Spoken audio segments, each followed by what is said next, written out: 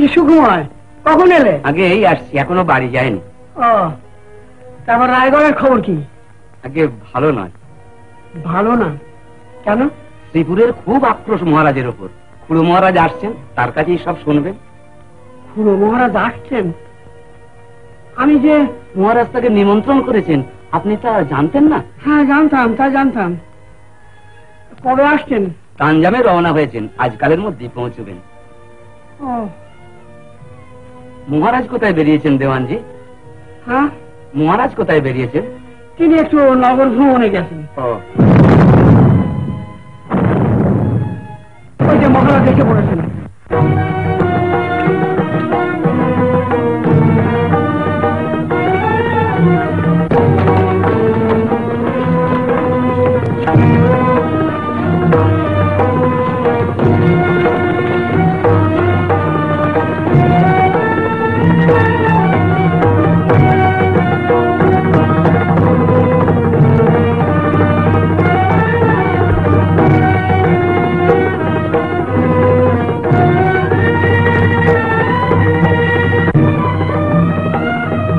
রায়গড় থেকে গোপন সংবাদ এনে সুখা অপেক্ষা করছে।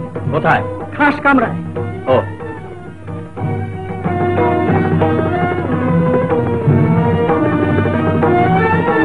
বলে দাও আর দরবার হবে না।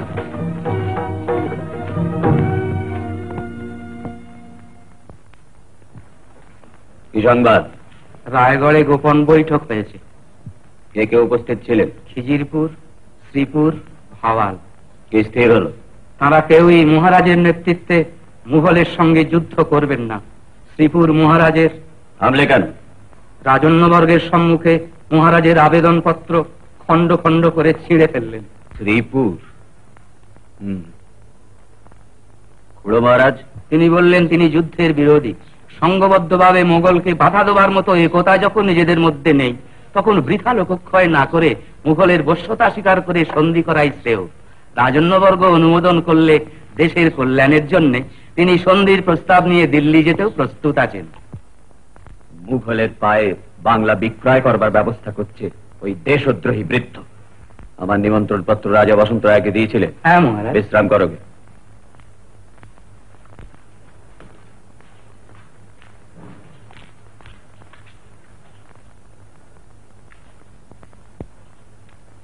তোমার বিরুদ্ধে গুরুতর অভিযোগ আছে।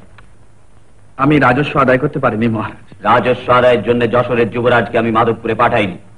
যশোরের রাজদণ্ড একদিন যার হাতে আসবে, তার প্রজা শাসন পদ্ধতি পরীক্ষা করবার জন্যই আমি তাকে মাধবপুরে পাঠিয়েছিলাম। প্রজা পালনই রাজধর্ম, আমি সেই নীতি পালন করবার চেষ্টা করেছি মহারাজ। এক কণ্ঠিধারী বৈরাগীর কাছে সেই নীতি শিক্ষা করছিলে না?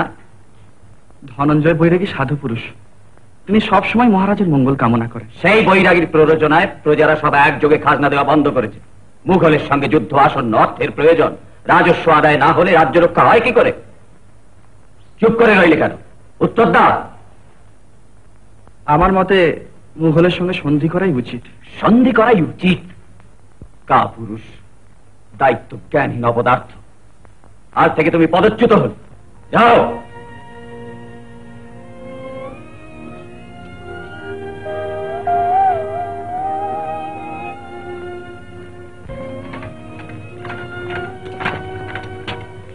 রানীমা কোথায়? কালীবাড়ি গেছে। রানী দিদি? রানীমার সঙ্গে গেছে, বৌরানী মহলে আছে।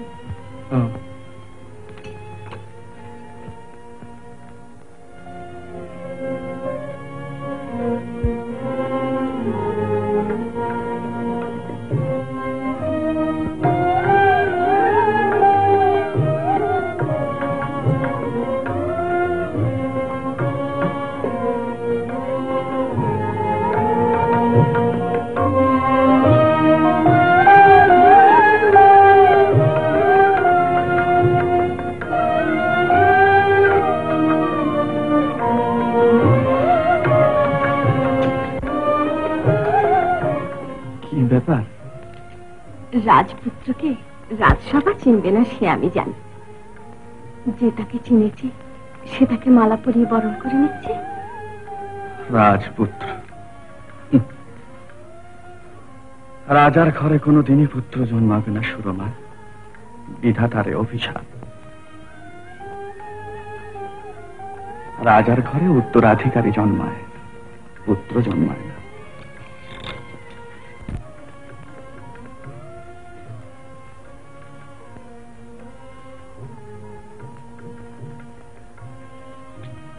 তা তুমি যাওনি কেন মার সঙ্গে পুজো দিতে? মা নিয়ে গেলেন না। যায়নি ভালোই হল। কেন?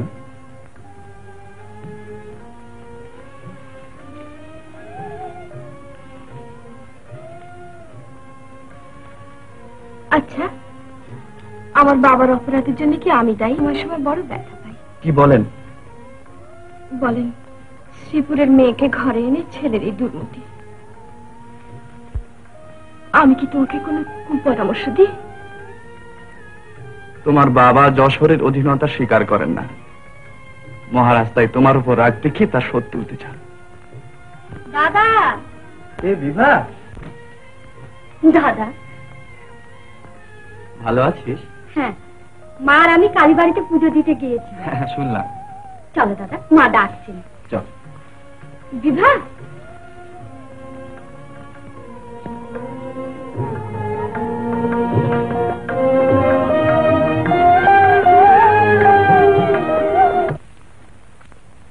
মা, উদয়, এসো বাবা, এসো। বেঁচে থাকো বাবা, দীর্ঘায়ু হও। এসো, বসো। তোমার কল্যাণেই মায়ের পুজো দিয়ে ফিরলাম। হ্যাঁ, শুনলাম। মহারাজ রাগ করে ডেকে পাঠিয়েছেন শুনে ভয়ে আমার আর আহার নিদ্রা ছিল না বাবা। বিভা, মায়ের প্রসাদ দাও তোমার দাদাকে। মহারাজের সঙ্গে দেখা হয়েছে? হ্যাঁ, হয়েছে। কি বললেন বাবা? অপরাধ করলে মহারাজ তো কাউকে ক্ষমা করেন না মা, বরখাস্ত করলেন। তা ভালোই হয়েছে, সব কাজ সবাই পারে, তোমার বাইরে বাইরে ঘুরে বেড়াতে হবে না। ভালোই হয়েছে।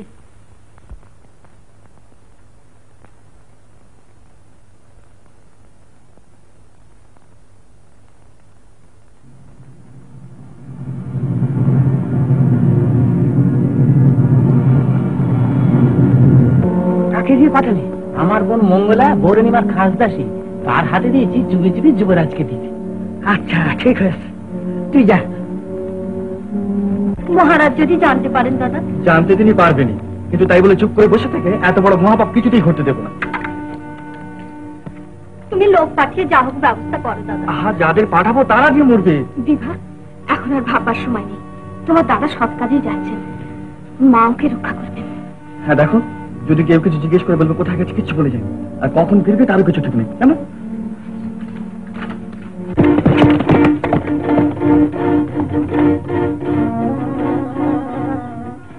পথে দাদামশাইয়ের সঙ্গে দেখা হবে নিশ্চয়ই। কি বলো বৌদি? নিশ্চয়ই হবে।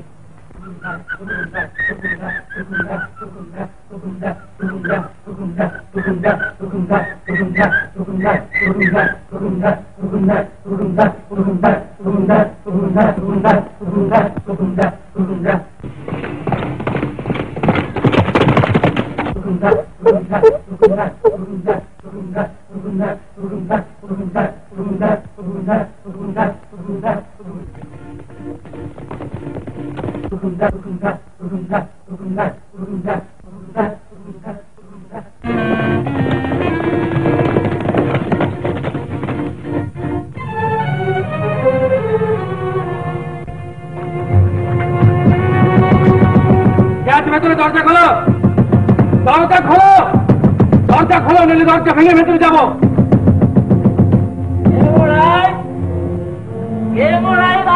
হাঙ্গামা করছেন? রাজা বসন্ত রায় এখানে আছেন? আপনি কে? সেই হয় না কেন, কথা জবাব দাও।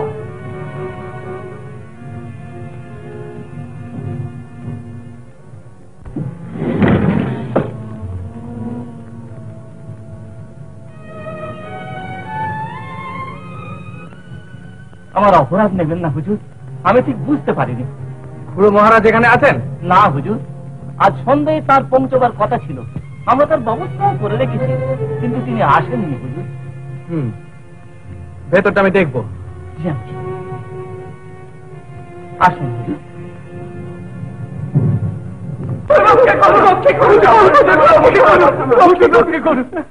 কি হয়েছে কি? এই গায়ে ডাকাত পড়েছে, সব লুটে ফুটে নিয়ে গেল হুজুর। সর্বনাশ! কোন গায়ে? আগে এই পাশে, এই কেশবপুর গ্রামে। আমি বুড়ো মানুষ, আমি কি পেরে উঠবো তাদের সঙ্গে? কজন ডাকা? আগে জনবারও হবে হুজুর। তাই তো এখন উপায়? হুজুরের লোকজন গেলি ডাকাতের দল দেখলেই পালাবে। হুজুর রক্ষে করুন, রক্ষে করুন। আচ্ছা আচ্ছা, ওরে ওরে, পালকি নামা, পালকি নামা, পালকি নামা। এই ঘরেই মহারাজের বিশ্রামের ব্যবস্থা করা হয়েছে। সব লুটে ফুটে নিয়ে গেল। খাতায় থামো, তোমরা খেলো না, দেখি কি উপায় করা যায়। বাবা, তোরা একবার যা তো ডাকাতগুলোকে তাড়িয়ে কি আয়। দেখিস মারধর করিস নি কেন? খুব করে ধমকে দিবি ব্যাটাতে। এই সন্ধ্যাবেলা হুজুরকে একলা রেখে আমরা যাবো না, আমি থাকবো হুজুরের কাছে, কোনো ভয় নেই। তোমরা যে খুব বীর পুরুষ তা তো বুঝতেই পারছি। না হুজুর, আপনাকে একলা ফেলে রেখে আমরা যেতে রাজি। আহা, ভয়ের কোনো কারণে, এই তো খাসায় মামার কাছে রয়েছে। যা বাবা যা, তোর সকলে মিলে যা, পাশেই গা যাবি আর আসবি। লোকের বিপদ আপদে সাহায্য করতে হয় লক্ষ্মী বাবা। যা যা যা, ওরে সবাই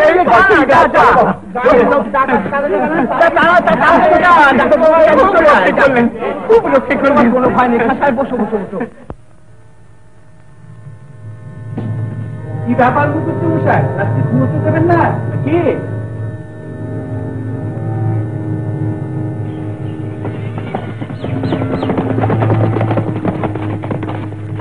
ওই বোধ করি ওরা এসে পড়েছে।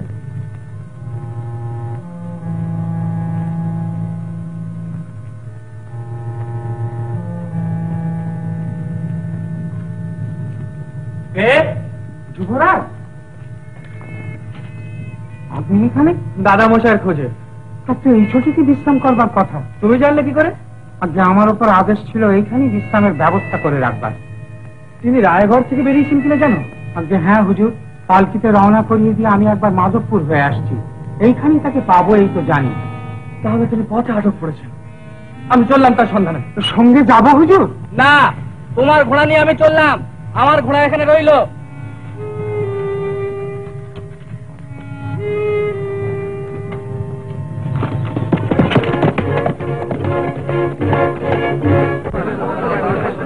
আবার গিয়ে জঙ্গলের মধ্যে নিয়ে এলো খাঁচায়। লোকটা কিছু মতলব আছে, গায়ে ডাকাত পড়েছে, সব মিথ্যে। মহারাজের কাছ থেকে আমাদের সরিয়ে নিয়ে আসাই ওর মতলব। আর আমরা যাবো না, দেখো খাঁচাচ্ছে।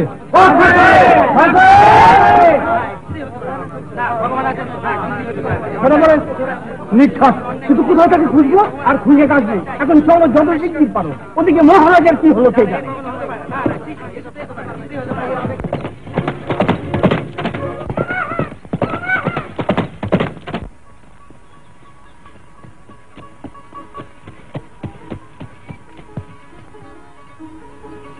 কি আশ্চর্য!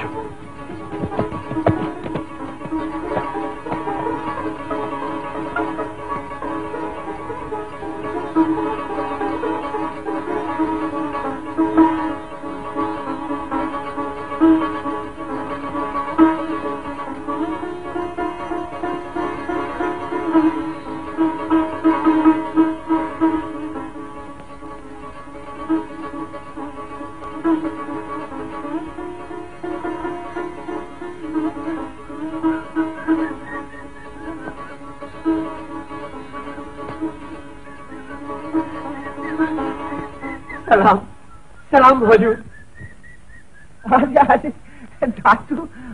টাটু, আমার টাটু ভাই বধুয়া, অসময়ে কেন হে প্রকাশ? সকলেরই স্বপ্ন বলে হতেছে বিশ্বাস। স্বপ্ন নয় দাদা মশাই, সত্যি আমি এসেছি। কিন্তু তোমার ব্যাপার কি বলতো? এত রাত্রে পথের মাঝখানে কাকে সেটা শোনাচ্ছ? কে লোকটা? ভারী ভালো লোক দাদু, এই খাঁচায় ভারী সমজদার। কি আনন্দে যে সন্ধ্যেটা কেটে গেল। তা তো দেখতেই পাচ্ছি। তোমার লোকজন সব গেল কোথায়? ভালো কথা মনে করিয়েছো দাদু। তাই তো, আমার লোকজনের তো এখনো ফিরলো না খাঁচায়। তারা কি সব ডাকাতের হাতে কাটা পড়লো? ডাকাত? ও হ্যাঁ, অনেক দূরে মশালের আলো দেখেছিলাম বটে। তারা কি সব ডাকাত? হুজুর অভয় দেন তো বলি। যদি বাঁচতে চাও সত্যি কথা বলো। আমি আর আমার ভাই রহিম মহারাজ প্রতাপাদিত্যের প্রজা। মহারাজ আমাদের হুকুম দেন, হুজুর যখন যশোরের দিকে আসবেন পথে তাকে আমরা খুন করব। রাম রাম রাম। বলে যাও। আমার ভাই কেঁদে পড়লো ডাকাত পড়েছে বলে। হুজুর লোকজন পাঠালেন ডাকাত তাড়াতে, আর আমার উপর ভার ছিল ছুরি মারবার। রাজার হুকুমে আমরা সব করতে পারি হুজুর, যদি পাপ হয় সে পাপ রাজার, কিন্তু এ কাজ করতে আমার হাত উঠলো না হুজুর। এই পেগম্বর হয়রান করেছি হুজুর। আমি সব শুনেছি। দেশে ফিরে গেলে আমার গর্দান যাবে হুজুর। এখানে তোমার গর্দান যাবে শয়তান। ডাকাত করেছে। কি করো কাশিম আলী, ঠিক দাও।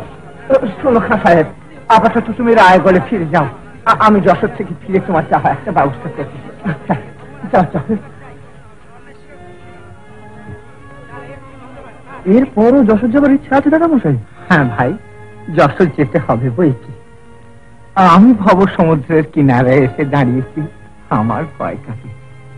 কিন্তু এই যে ব্যাপারটা ঘটলো, এর সমস্ত কালই মুছে ফেলতে হবে। প্রসাদকে গিয়ে বুঝিয়ে বলতে হবে কত বড় ভুল করছে সে, নইলে যে সব জমে থাকবে ভাই। এসো দাদু কাটতে বাবার সব। চল রাত প্রায় শেষ হয়ে এলো বাবা। আয়া পাঠান দুটো তো এখনো এলো না। শিমুলতলি চটি তো কাছে নয়, আসতে দেরি হওয়ারই কথা। তুমি মুছে পড়েছো কেন? আপনার একমাত্র কন্যার বিবাহে তিনি নিমন্ত্রিত হলেন না, আর এখন তুচ্ছ একটা কারণে তাকে নিমন্ত্রণ করলেন, আর পথে এই ব্যাপার ঘটল। প্রজারা আপনাকেই এর মূল বলে ধরে দেবে, আর একবার সন্দেহের সৃষ্টি হলে সেটা সংক্রামক ব্যাধির মতো চারিদিকে ছড়িয়ে পড়বে। তিলকে তাল করা তোমার একটা অভ্যেসের মধ্যে দাঁড়িয়ে গেছে মন্ত্রী। এই যে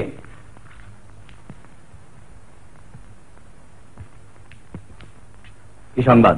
কাল রাত্রি কাজ শেষ হয়ে গেছে মহারাজ। তুমি ঠিক জানো? জানা কথাই মহারাজ, আমার ভাই খবর নিয়ে এলো বলে। তোমার ভাই এখানে ফিরে এলেই বকশিস পাবে, এখানে হাজির থাকো। রাজমান, নজরবন্দি।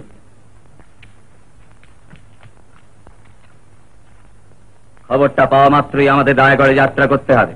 খুব জাঁকজমকের সঙ্গে খুড়ো মশায়ের শ্রাদ্ধ শান্তি।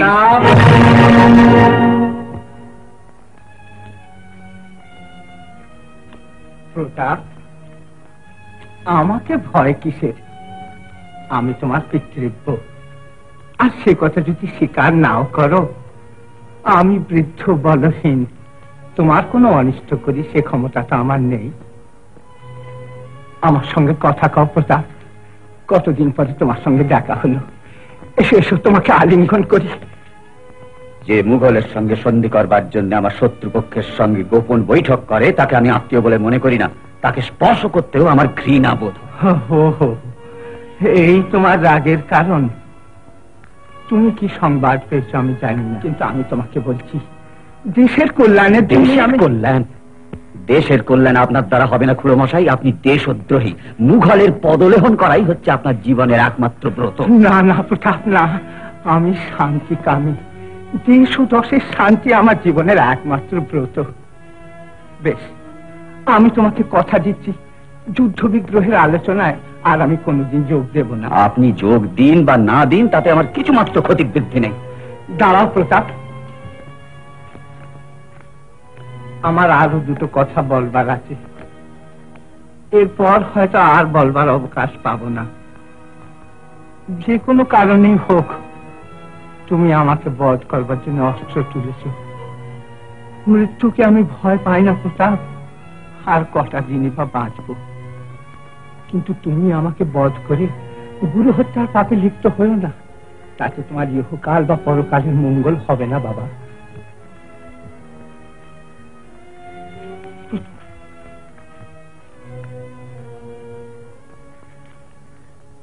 আপনি কেন এখানে এলেন মহারাজ? আসতে হলো পীতাম্বর। শোনো, আজ তোমাকে একটা গোপন কথা বলবো।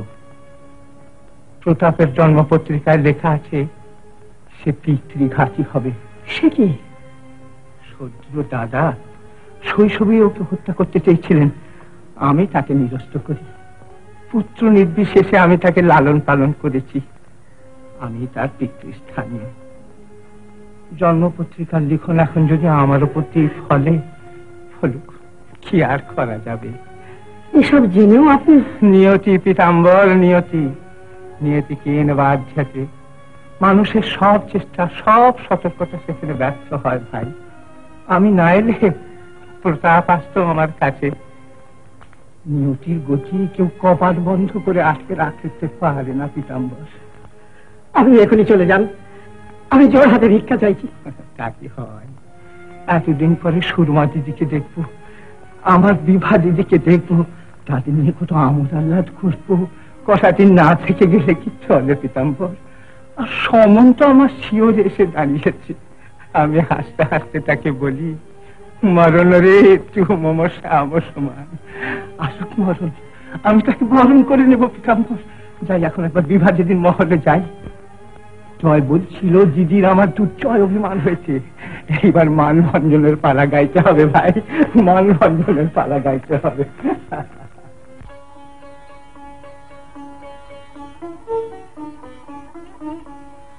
আজ তোমারে দেখতে এলাম অনেক দিনের পরে, আজ তোমারে দেখতে এলাম অনেক দিনের পরে।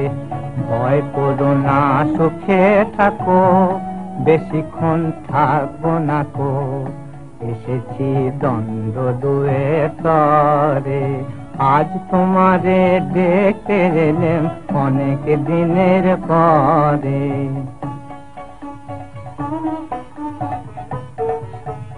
দেখবো শুধু মুখখানি, শোনাও যদি শুনবো বাণী। দেখবো শুধু মুখখানি, শোনাও যদি শুনবো বাণী। না হয় যাবো আড়াল থেকে, হাসি দেখে দেশান্তরে। না হয় যাবো আড়াল থেকে, হাসি দেখে দেশান্তরে। আজ তোমারে দেখতে এলাম অনেক দিনের পরে, আজ তোমারে। আর অভিমান করতে হবে না, হেসে দুটো কথা বলো দাদামশাইয়ের সঙ্গে, একদিন পরে এলেন। হলো তো, হাসি দেখবার জন্য আর আড়ালে যেতে হলো না, এবার দেশান্তরে যাওয়ার উদ্যোগ করুন।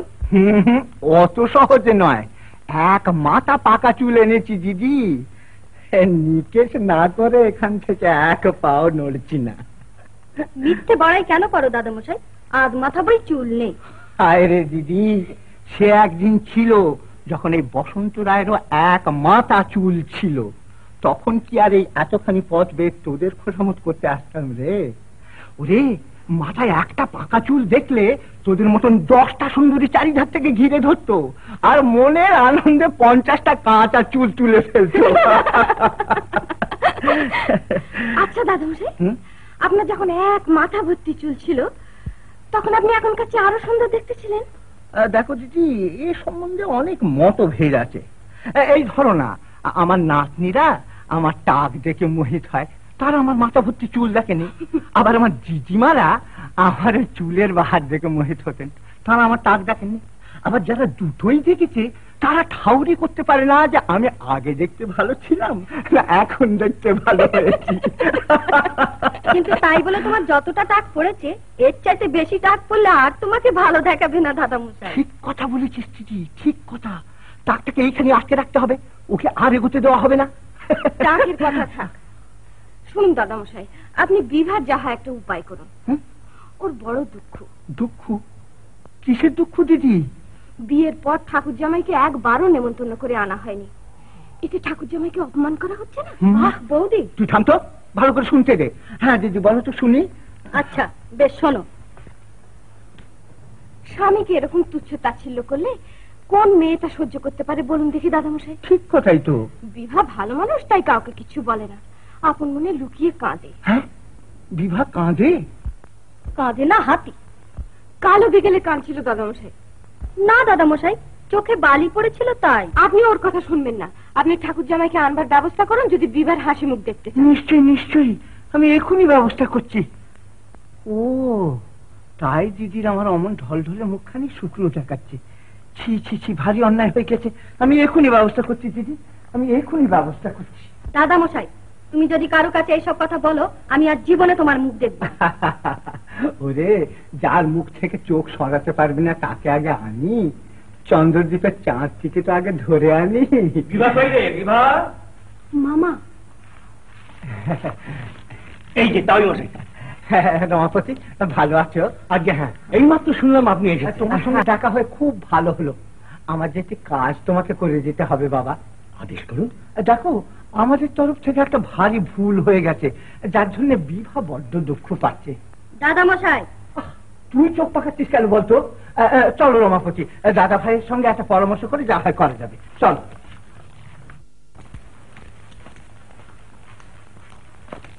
একই মহারাজ এমন অসময়? আমি তোমার উপরে অন্তঃপুর শাসনের ভার ছেড়ে দিয়েছিলাম, তুমি তোমার কর্তব্যে অবহেলা করেছো। অবহেলা করেছি? নিশ্চয়ই অবহেলা করেছো। উদয় কাল রাত্রে প্রাসাদে ছিল না, তার কাছ থেকে কোনো কৈফিয়ত নিয়েছো? বৌমাকে জিজ্ঞেস করেছিল, সে বললে কিছুই জানে না। সব জানতো, ইচ্ছে করে গোপন করেছে। তার স্পর্ধা দিন দিন বেড়ে চলেছে। আজ খুড়ো মশাইকে কি বলেছে জানো? কই না। আমরা ইচ্ছে করে জামাইকে নেমন্তন্ন করিনি, তাকে তাচ্ছিল্য করবো বলে। বৌমাকে জানিয়ে দিও যে এটা যশোর, শ্রীপুর নয়। এখানে যদি তার বাস করবার ইচ্ছে থাকে তাহলে দাসী বাঁদির মতো থাকতে হবে, কোনো চাতুরি চলবে না। আর উদয়কেও বলে দিও, যখন তখন যেখানে সেখানে যাওয়া, যাত্রার সঙ্গে মেলামেশা আমি বরদাস্ত করব না। হ্যাঁ, বিভাকে বলো আমি চন্দ্রদ্বীপে লোক পাঠিয়েছি রামচন্দ্রকে নিয়ে আসবার জন্য। বেশ, তাহলে নেমন্তন্ন রক্ষে করাটাই স্থির হলো। ফার্নান্ডিজ, আমার ময়ূরপঙ্খী নৌকো যেন প্রস্তুত থাকে। আর সঙ্গে যাবে তুমি, রমাই, রামমোহন আর বাছাই করা কজন বাইজি।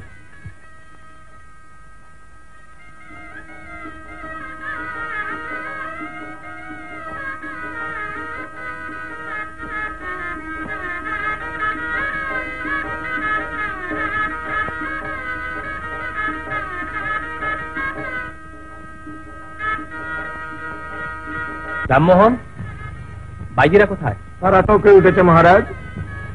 ফার্নান্ডিজ, নৌকো ছাড়ো। মহারাজ। সেই ছাড়ো, ছাড়ো, পাল ওঠো, পাল ওঠো।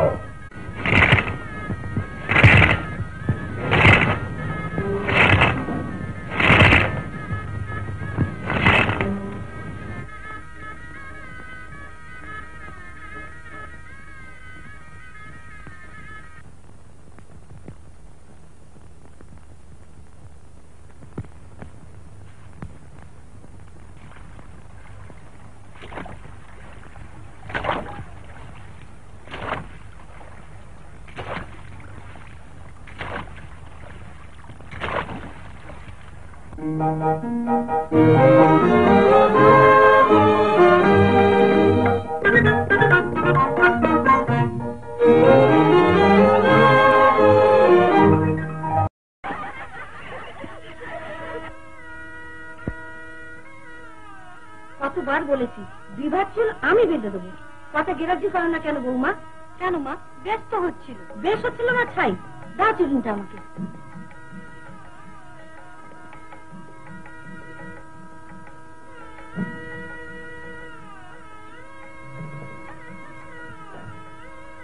যাতে কুচ্ছিত দেখায়, ইচ্ছে করে তাই করতে, এটাও বুঝতে পারিস না? না মা, বৌদিরাজ কত আল্লাহ, ওর সব গয়না দিয়ে আজ আমাকে সাজিয়ে দেবে বলেছে।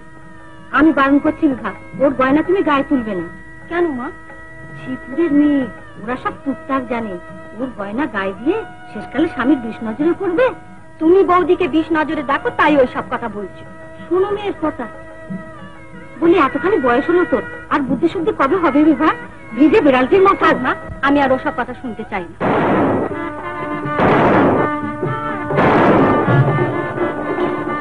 জামাই গেল বুঝি?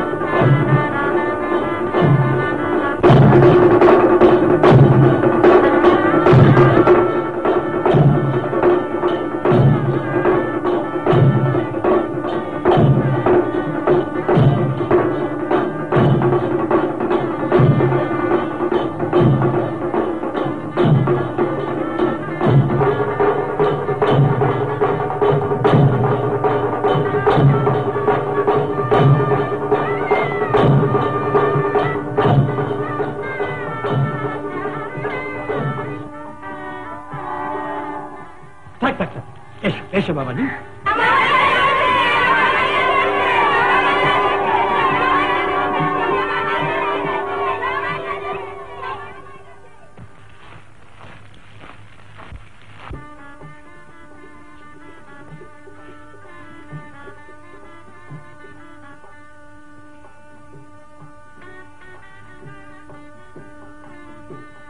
জামাই বাবা গিয়েছে, প্রণাম করবি।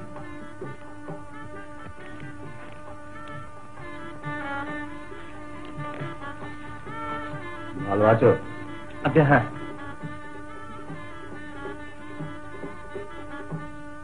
গত বছরের মতো বন্যা হয়নি তোমাদের ওখানে? আজকে না, তবে আশ্বিন মাসে নালিশ সম্বন্ধে কি করেছো? এই ইস্তাহার জারি করা হয়েছে।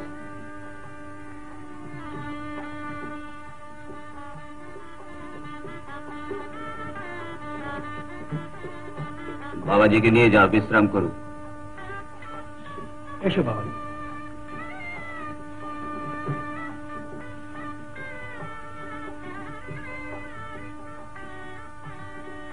মা জননী কই গো? আমার মা জননী কই? এই যে রানীমা, জয় হোক রানীমা। বসো বাবা রামমোহন, বসো। এই যে আমার মা জননী।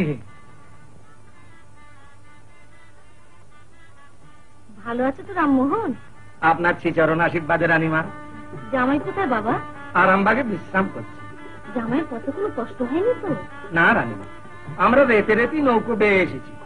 মহারাজের গরম সহ্য হয় না, তাই দিনের বেলা নৌকো নোঙর করে রাখা হোক। ও তাই বুঝি পথে আসতে দেরি হলো? হ্যাঁ রানী। আমরা তো ভেবেই আসছি পথে কোনো আপদ বিপদ হলো বা। তোমার তরে এনেছি মা জননী, একবার পড়ো, দেখে আমার নয়ন জুড়াক। আহা, চমৎকার শাখা তোমাদের দেশে। এ আমার মা জননীর দেশে, মা জননীর তেরজার হাতের তৈরি। পড়ো মা, একবার আমি দেখি।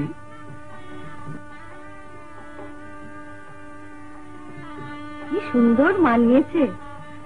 তুমি বিশ্রাম করো বাবাজি, আমি এসে অন্তঃপুরে নিয়ে যাবো। এই যে ভালো আছেন? হ্যাঁ, তোমার ভাতটিকেও সঙ্গে এনেছো বাবাজি?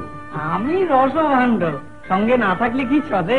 বেশ বেশ, কিন্তু এখানকার মাটি বড় শক্ত, দেখো শেষকালে ভাণ্ডটি না ভেঙে যা। ভালো মাটি, বড় ভালো, ভাঙবার ভয় নেই। তাহলেই হলো। রামমোহন কোথায় বাবাজি? অন্দরমহলে গেছে। ও, তাহলে তুমি বিশ্রাম করো বাবাজি, আমি কিংবা উদয় এসে তোমায় অন্দরমহলে নিয়ে যাবো। কালমিনী মামা। চুপ কর, শুনতে পাবে যে। রাবণ রাজার সঙ্গে দেখা হলো? তুমি একটা বিভ্রাট না বাদিয়ে ছাড়বে না দেখছি। এটা আমার রাজত্ব নয়। তাহলে ওদের জব্দ করার যে যুক্তিটা করা হলো? আমার ভাষায় কিছু করো না। সেবার বাসরে আপনার ল্যাজ বানিয়ে দিয়েছিল, তার শোধ নেব বলে তৈরি হয়ে এসেছি। না না না, ওসবের দরকার নেই। কিচ্ছু ভাববেন না মহারাজ, আমি সব দিক সামলে কাজ করব। আপনি আমার মন মরা হয়ে পড়লেন কেন মহারাজ? কিচ্ছু ভালো লাগছে না, না এলেই হতো। এক কাজ করুন, অন্দরমহলে চলে যান, সেখানে শালিশালাজরা আছে, তাদের দেখলেও খানিকটা শান্তি পাবে। তা ডাকতে না এলে যাই কি করে? জামাই, ঘরের ছেলে, আপনি যেখানে খুশি যাবেন। রেমো বেটা তো বুক ফুলিয়ে চলে গেল। রেমো আমার মহিষীকে মা বলে। তা আপনিও তো আপনার শ্বশুরের মহিষীকে মা বলেন। মা কোথায় গো, মা জননী কোথায় গো বলতে বলতে ঢুকে পড়ুন, আপনাকে আটকাবে কি? বলেন তো আমি সঙ্গে যাই। তুমি যাবে অন্দরমহলে? ওসব মতলব করো না রমাই, বিপদে পড়বে। এই যে মন্ত্রী জাম্বুবান, ভালো আছেন? নামটাই ভুলে গেলে। আমি দেওয়ান পীতাম্বর। ও ভালো আছো রমাই? আগে হ্যাঁ, আমাদের মহারাজকে আর রমাই, দেখুন দেওয়ানজি, আমার সঙ্গে গুটি কয়েক বাইজি এসছে। তাদের বাসস্থানের সুব্যবস্থা করে দেওয়া হয়েছে। আপনার নাচ গানের আসরের ব্যবস্থা করা হয়েছে। সে হয় হবে, না হয় না হবে। না না, হবে না কেন, ব্যবস্থা করা হয়েছে। তাহলে এখন দয়া করে মহারাজকে অন্দরমহলে পাঠাবার ব্যবস্থাটা করুন। ও আচ্ছা, আমি এগুলি খোঁজ দিচ্ছি, এগুলি খোঁজ দিচ্ছি।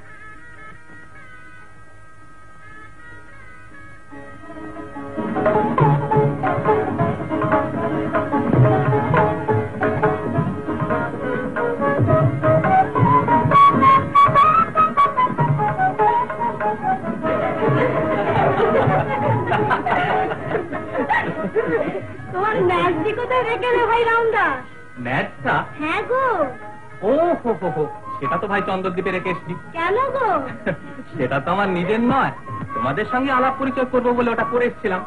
এখন তো চেনাশোনা হয়ে গেছে সব, কাজেই ভাবলাম ওটা আর দরকার হবে না, তাই রেখে এলাম। বসো ভাই, বসো বসো। ওই দেখো কে আসছে।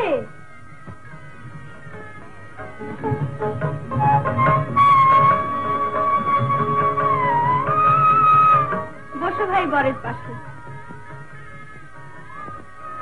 কই কই আমার দিদি ভাই কই? দেখি একটু ভালো করে দেখি। হ্যাঁ, মুখটা কি তোল না দিদি। বাহ বাহ দিদি, বাহ বাহ বাহ। বসন্ত রায় আর সেদিন নেই রে দাদু ভাই, নইলে দিদি ভাইকে দেখে আজ এইখানেই আচার খেয়ে পড়তাম আর মরতাম। এখন বুড়ো হয়েছি, ও রোগে না পড়লে আর মরণ হবে না। এককালে বুঝি খুব আচার খেতেন দাদা মশাই? ঘড়ি ঘড়ি আচার খেতাম দাদা, ঘড়ি ঘড়ি আচার খেতাম। বড় কঠিন রোগ ছিল তো দাদা মশাই, সারলো কি করে? ওই যে তোমার দিদিমা আসার পরেই সেরে গেল। তার সঙ্গে যেই চুপি চুপি হওয়া, ওই রোগ অমনি ভয় সুস্থ করে পালিয়ে গেল। কি করে দেখি দেখি, আল্লাহ যদি হয়ে থাকে একটু প্রাণ খুলে হাস না ভাই, দেখে নয়ন জুড়ুক। দাদু ভাই দেখো দেখো, আমার দিদিকে একটু ভালো করে দেখো। দেখে যদি আমি আচার খেয়ে পড়ি দাদা মশাই? তার যদি আচার খেতে পারো তাহলে তো বলবো বলি হারি দাদু, বলি হারি, তুমি রসিদ পুরুষ বটে। ভয় নেই, পড়তে আমরা দেবো না, লুপে নেবো। তোরা লুপে নিবি কেন?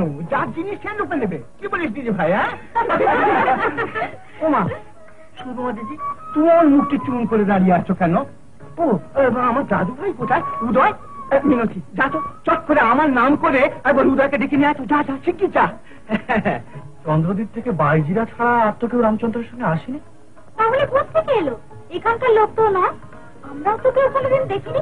ইচ্ছা করে গা ঘেসে চলে, যা তা বলছে সবাইকে। বলিস কি? কথা শোনা শোনা, শুনছো? শোনা শোনা শোনা, ওগো বাচ্চা শোনা, জামাই মহারাজকে কোথায় নিয়ে বসিয়েছে বলতে পারো? গোয়াল ঘরে। গোয়াল ঘর? শোনো, কি জানি, গোয়ালে নিয়ে বসানোই বোধহয় নিয়ম। ওগো বিড়ালাক্ষী শোনা। কাকে বলছো? তোমাকে। জামাইকে গোয়ালে নিয়ে গেছে কেন বলতে পারো? কে তুমি? আমি আমি জামাইয়ের পুরোহিত পত্নীর ননদ। আমাকে বিড়ালাক্ষী বলে ডাকলে কেন? নতুন লোক, নাম তো জানি না ভাই, বেড়ালের মতো চোখ তোমার, তাই। আমলো যা। দুটো কথা বলেই যাও না। ওগো দুটো কথা, এই যে সুপুনাখা। সুপুনাখা? এখনো অন্দর মহলে ঘুরে ঘুরে বেড়াচ্ছ? এমন বেহা মেয়ে মানুষ তো বাপের জামে দেখিনি। কেউ কে জানে, কে বলে কিনা জামাইয়ের ননদ। তুই জামাইয়ের ননদ হবো কেন?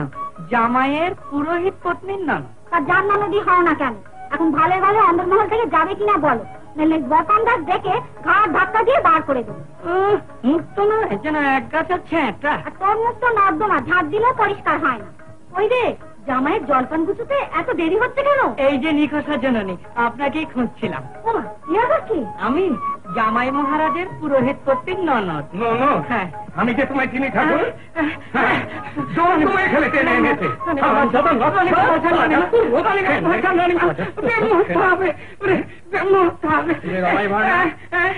রমাই ভাড়না আগে অন্তর্মহলে ঢুকেছিলে কোন সাহসে? আগে সাহসে নয়, মহারাজার আদেশে।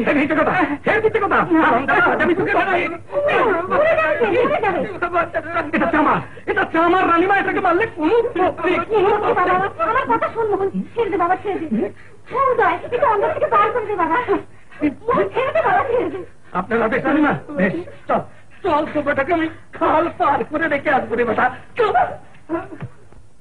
মা, মহারাজার কানে যেন কথাটা না যায়, তাহলে রক্ষে থাকবে না। জামাই বাবাজির বুদ্ধি শুদ্ধি একটু কম, হাজার হোক ছেলে মানুষ তো। সন্ধ্যের সময় অন্তঃপুরে একটা ব্রহ্ম হত্যা হতো যদি রাজমহিষী সেখানে না থাকতেন। কেন, কি করেছে কি? ওর সেই ভাতটাকে স্ত্রীলোক সাজিয়ে অন্তঃপুরে নিয়ে গিয়েছিল। স্পর্ধা। তারপর কোনো কথা গোপন করো না। সেখানে মেয়েদের সঙ্গে, এমনকি রাজমহিষীর সঙ্গে ও ঠাট্টা বিদ্রুপ করেছে। হ্যাঁ,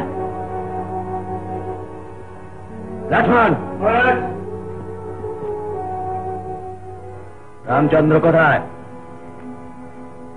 কোথায় রামচন্দ্র? গানের আসরে। নিশ্চিন্ত মনে গান বাজনায় মেতেছে। মহারাজ যদি শুনে থাকেন, আমার বুক কাঁপছে বৌদি। না না, মহারাজের কাছে যায়নি, তাহলে এতক্ষণ একটা হইচই বেঁধে যেত। ওই যে তোমার দাদা আসছে।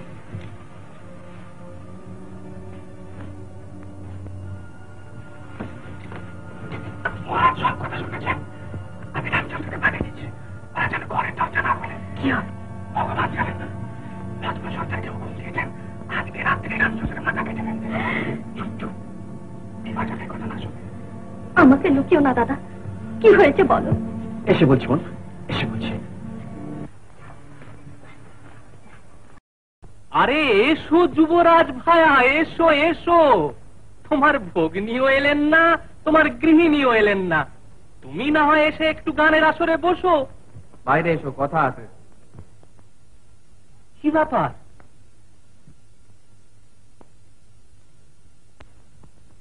রমাই ভাঁড়কে স্ত্রীলোক সাজিয়ে তুমি অন্তঃপুরে পাঠিয়েছিলে? না, সত্যি বলছো? নিশ্চয়ই। তবে কি ঠাট্টা বিদ্রুপ করবে বলছিল? আমি তো মত দিইনি। শোনো, এখনই তোমাকে যশোর ছেড়ে পালাতে হবে। কেন? মহারাজ তোমার প্রাণদণ্ডের আদেশ দিয়েছেন। তার মানে এসো, এসো বলছি। তাওই মশাই বিভাকে নিয়ে মহারাজের কাছে গেছেন, তোমাকে এখনই সেখানে যেতে বললেন। ও, আপনি রামচন্দ্রকে নিয়ে বিবাহ করে যান, আমি এক্ষুনি আসছি। যুবরাজ, রামমোহনকে রেখে দাও, আমি এক্ষুনি যশোর ছেড়ে চলে যাবো। কি অবস্থা? রাগ করো না ভাই, রাগ করো না, সেই ব্যবস্থাই হচ্ছে। মামা, আপনি রামচন্দ্রকে বিবাহ করে নিয়ে যান, আমি এক্ষুনি আসছি। এসো এসো বাবু, এসো। না দাদা, আমি যাবো না, আমি যাবো না। হায় না, হায় না।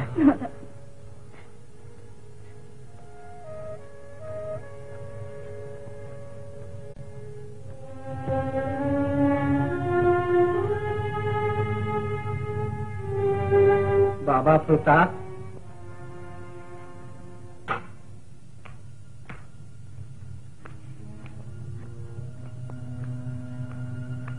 বাবা প্রতাপ, এও কি সম্ভব?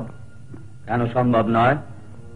ছেলে মানুষ, সে তোমার অবজ্ঞার পাত্র, সে কি তোমার ক্রোধের যোগ্য বাবা? আগুনে হাত দিলে হাত পড়ে, আগুন ছেলে মানুষ বলে ক্ষমা করেন। এখন আমার বিশ্রামের সময় বিরক্ত করবেন না, জানে কেন? দেখো বাবা, যে অপরাধ করে সে দুর্বল, ক্ষমা যে করে সেই শক্তিমান। দেখুন খুড়ো মশাই, যশোরের রায় বংশের মান অপমান কিসে হয় সে বোধ যদি আপনার থাকতো, তাহলে ওই পাকা মাথাটাকে ধুলোয় লুটিয়ে দেবার ব্যবস্থা আমাকে করতে হতো না। আমার দুর্ভাগ্যই আপনাকে বাঁচিয়ে রেখেছে। আমার কাজে বাধা দেওয়ার চেষ্টা করবেন না, জান এখান থেকে। বুঝেছি প্রতাপ, যে ছুরি একবার তুমি তুলেছ, কারো রক্তপান না করে সে ফিরবে না। বেশ, আমি ছিলাম তোমার প্রথম লক্ষ্য। পড়ুক তোমার ছুরি আমার বুকে, পড়ুক বাবা।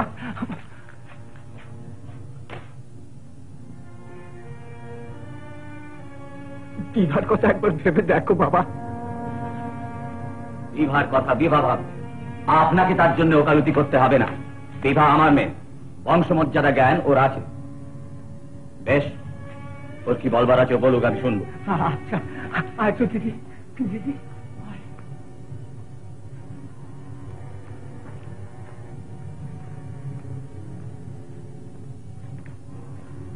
সব কথা শুনেছো বিভা?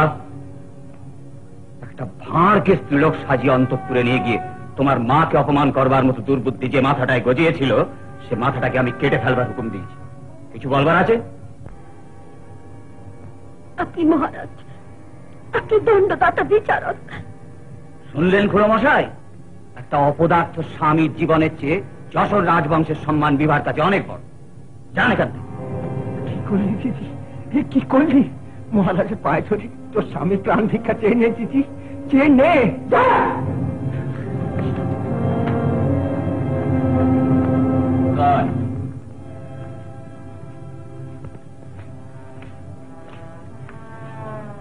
আজ রাত্রে অন্তঃপুর পাহারা দেবার ভার তোমার। পাহারা দেবার লোক মহারাজের যথেষ্ট আছে, ও ভার আমি নেব না। স্নেহ অতিক্রম করে কর্তব্য পালন আমি করতে পারবো না। পারবে না?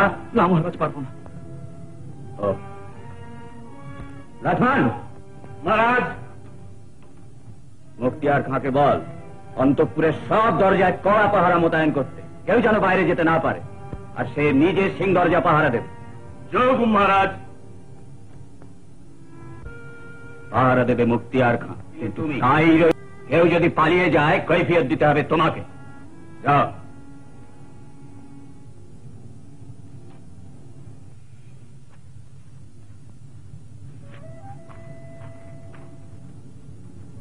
দাদু, তুমি একটু স্থির হয়ে আমার কাছে বসতে এসো। এসো দাদু।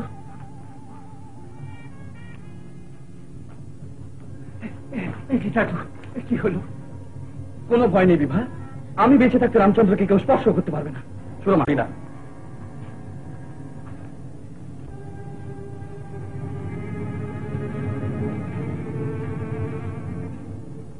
সীতারাম দরজা খোলো, আমি বাইরে যাব। হুকুম নেই যুবরাজ। দরজা খোলো, বিশেষ দরকার। মহারাজের কড়া হুকুম।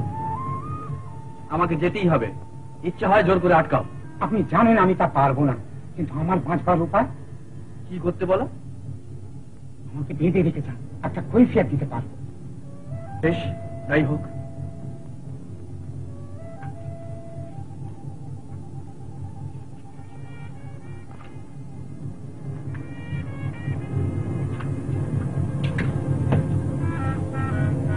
সামনে ফাটাতে ভাববাক আছে যুবরাজ। আচ্ছা, আমি যাই একবার হয়তো বলবেন এখনই ওর মাথা কেটে আনো। হাতে পায়ে ধরে কোন রকমে আজকে রাতটুকু ভিক্ষা চাই নিয়েছি, তাও তর সইলেন। মহারাজকে একবার বিবাহের কথা ভেবে দেখলেন না? তবে কার কথা উনি ভেবেছেন যে আজ বিবাহের কথা ভাববেন? সন্ধ্যের পর পিশাচের দাস হন, মানুষ তো থাকেন না। তুমি বা কেন মহারাজের কানে কথা তুলতে গেলে? হাসির কথা, উনি যে ব্যাপারটা এইভাবে নেবেন আমি ভাবতেই পারিনি। তাহলে এখন কি হবে? তাই চেষ্টা করছি আজকে রাত্রি যাতে যশোর থেকে পালাতে পারি।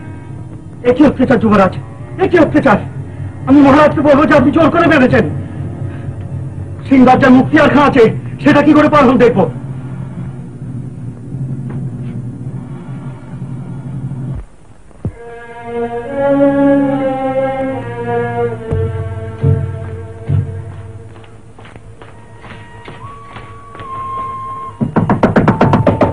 কে?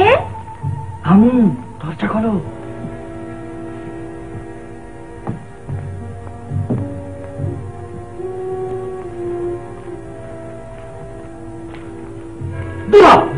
আমার সামনে থেকে তোর জন্য তারই বিপত্তি। আমি তোমায় কাঁধে করে নিয়ে যাবো তোমার নৌকোয়। আসুক লক্ষ্মণ সর্দার, দেখবো কতখানি তার বুকের পাটা। কি ভরসা তুমি এই কথা বলছো রামমোহন? আপনার শ্রীচরণের আশীর্বাদে আর এই লাঠির ভরসায় 100 লোকের মরানো এই লাঠির জোরে। যশোরের রাজবাড়িতে 100 ঢের বেশি লাঠি আলাতে রামমোহন, লাঠিতে কিছু হবে না। অন্য উপায় ঠিক করতে হবে। তোমাদের নৌকো কোথায়? আগে দক্ষিণের খালে। দক্ষিণের খালে? আগে হ্যাঁ। একটা উপায় হলেও হতে পারে। আচ্ছা তুমি এসো আমার সাথে।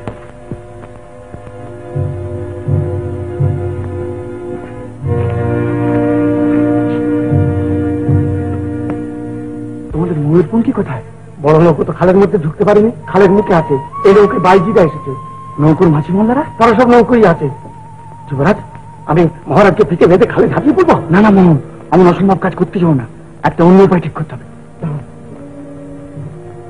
আচ্ছা মোহন, দড়ি দিয়ে নৌকো নামতে পারবে? খুব পারবো। এই কথাটা তো আমার মাথায় আসেনি যুবরাজ।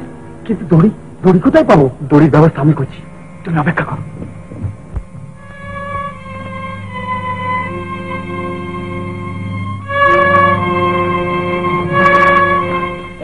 শোনো মা, শোনো মা, আমার মহলে যেখানে যত বিছানা চাদর আছে সব নিয়ে এসো।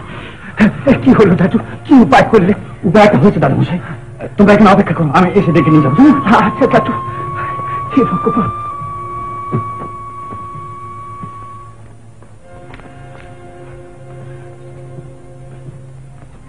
এই কথা আরো চাই শুরু মা, ছাদ থেকে মুখ হয়ে পৌঁছানো যায়। আর তো নেই, চলো বিবাহ করতে গিয়ে নেবো। আচ্ছা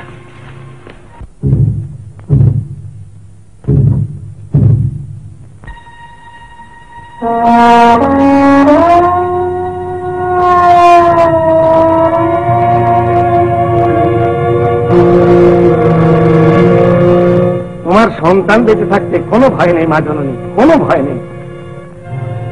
ভগবান তোমার মঙ্গল করুন, ভগবান তোমার মঙ্গল করুন। তুই আগে নেমে যা রেমো, তারপর আমি নামছি। তুমি পারবে দাদু, পারবে নামতে? হ্যাঁ হ্যাঁ, খুব পারবো। নেমে যা রেমো।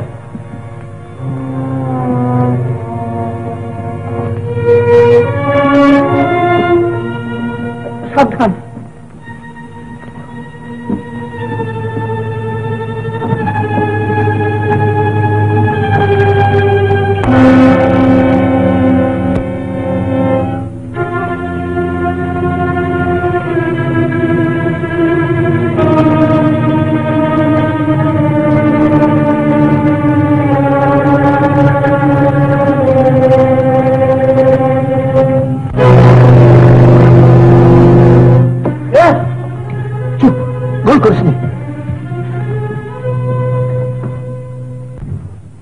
টুকা টুকা টুকা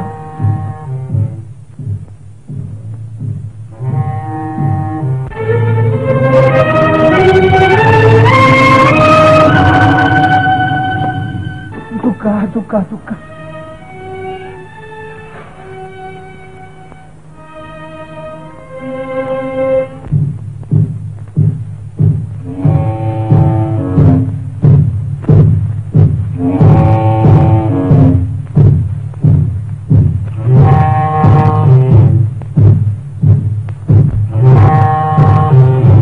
নৌকো নিয়ে চল ময়ূরপঙ্খীর কাছে।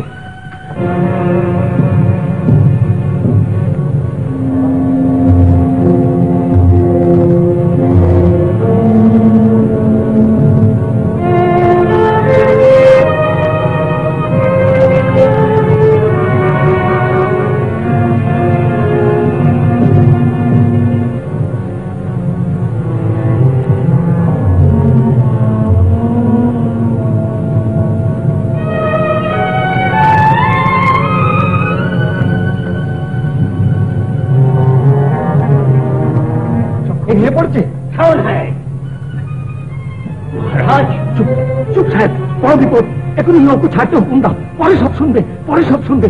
আসুন আসুন মহারাজ।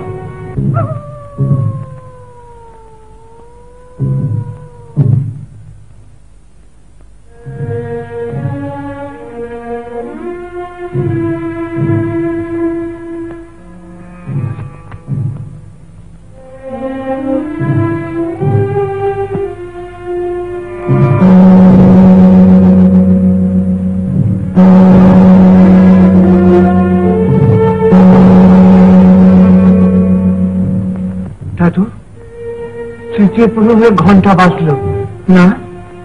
হ্যাঁ দাদা মশাই, নৌকো নিশ্চয়ই এতক্ষণে ভৈরব নদীতে পড়েছে। কি বলো? খুব সম্ভব। পথে যদি কোন রকম বাধা না পেয়ে থাকে। বাধা? হ্যাঁ, তাও তো বটে।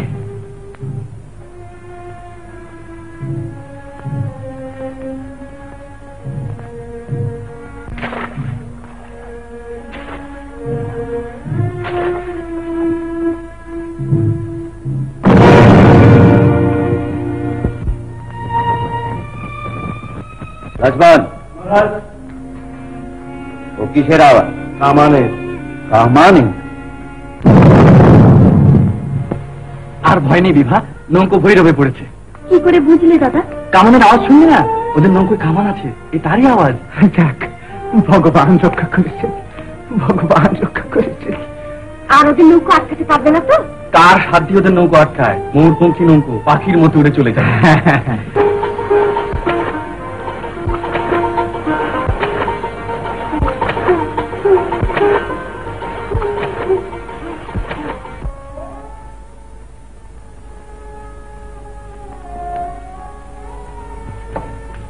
জোর করে উদয় হাত পা বেঁধেছে, এ আমি বিশ্বাস করি না মুক্তিয়া।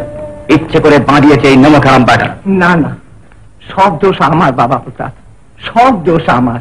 আপনিও যে এর মধ্যে আছেন তা আমি জানি খুড়ো মশাই। এখন বলুন, পালালো কোন পথে? সিংহার যত বন্ধ ছিল বলুন, গোপন করবেন না। ওই রামমোহন আর জামাই দাদু ছাদ থেকে দড়ি বেয়ে নৌকায় নামেন। দড়ি পেল কোথায়? ওই অন্দরমহলের চাদর পাকিয়ে তৈরি করা হয়েছিল। বুঝেছি, এ বৌমার বুদ্ধি। শুনুন খুড়ো মশাই, আপনি যদি বার দিগত যশোরে আসেন তাহলে উদয়ের প্রাণ বাঁচানোর দায় হবে। আমি জানি সে নির্বোধটা পরের ইচ্ছে মতো কাজ করে, তাই সেই যাত্রা বেঁচে গেল। শুনুন খুড়ো মশাই, আপনি এই মুহূর্তে যশোর পরিত্যাগ করুন, এই আমার আদেশ। ভালো কথা প্রতাপ, তাই হবে। ভগবান তোমার মঙ্গল করুন বাবা প্রতাপ, ভগবান তোমার মঙ্গল করুন। মুক্তিয়ার, সীতার আমার ভাগবতকে বরখাস্ত করা হল। দারোগাকে বলো 20 ঘা করে বেত মারুক এই বেঈমান বেটাতে।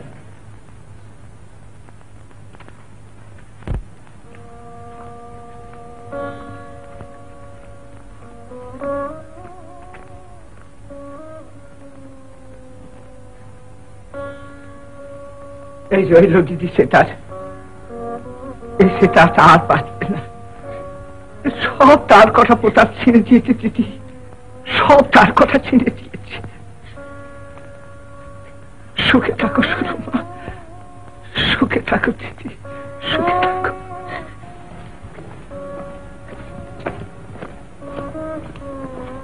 দাদু, ওই আমার দাদু, দাদু দুঃখ করিস নি দাদু, দুঃখ করিস নি।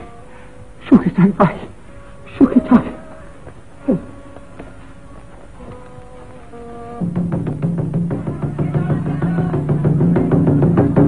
শোনো সবাই, 2 বছরের বাকি বকেয়া খাজনা 3 দিনের মধ্যে কাছারিতে উসুল দিতে হবে।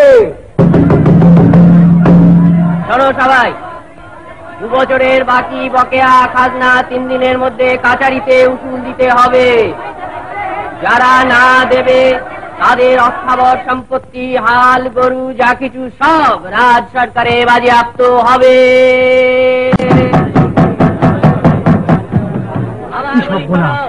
3 দিনের মধ্যে বাকি বকেয়া জমা দেবো করছি। চলো বৈরাগী ঠাকুরের কাছে গিয়ে তার সাথে পরামর্শ করে যা হয় করা যাবে। তাই চল। তাদের অস্থাবর সম্পত্তি